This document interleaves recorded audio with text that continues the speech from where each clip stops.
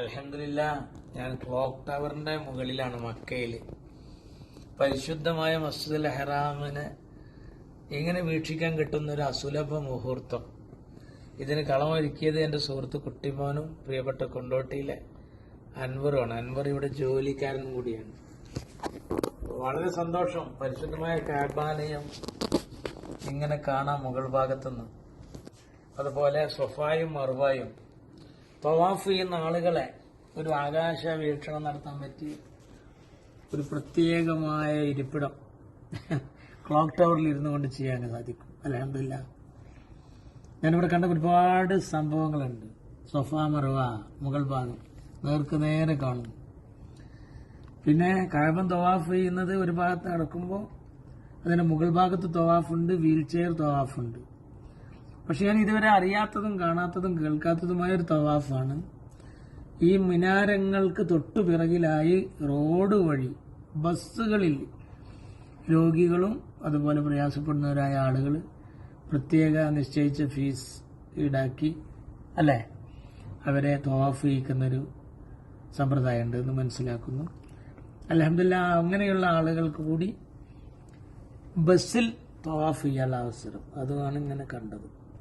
ജീവിതത്തിൽ ആദ്യമായിട്ടാണ് ഈ ഒരു വിവരം തന്നെ എനിക്ക് കിട്ടുന്നത്.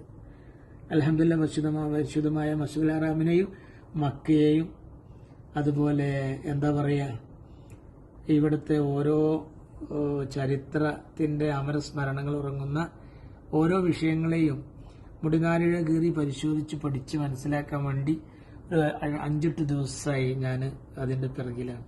അതിലേറ്റവും കൗതുകം തോന്നിയ ഒരു വിവരം ലഭ്യമാകുന്ന ഒരു പ്രത്യേകമായ സ്ഥാനമാണ് ക്ലോക്ക് ടവറിന്റെ മുകൾ ഭാഗം. കൊണ്ടോട്ടിക്കാരായ മലയാളി സുഹൃത്തുക്കൾ പ്രിയപ്പെട്ട കുട്ടിമോനും അൻവറും എന്നെ കൊണ്ട് എത്തിച്ചു. വളരെ സന്തോഷം. ഞാൻ എൻ്റെ സുഹൃത്ത് വലയത്തിൽ ആരെയും മറക്കാറില്ല. എന്നാൽ ജീവിതത്തിൽ ആരെ മറന്നാലും ഇവരെ രണ്ടാളെയും ഞാൻ പ്രത്യേകിച്ച് മറക്കൂല. കാരണം പരിശുദ്ധമായ കഅബാലയം കൺകുളിർക്കെ കാണാൻ, ആകാശ വീക്ഷണം നടത്താൻ, അതും ഈ പകൽ സമയത്ത്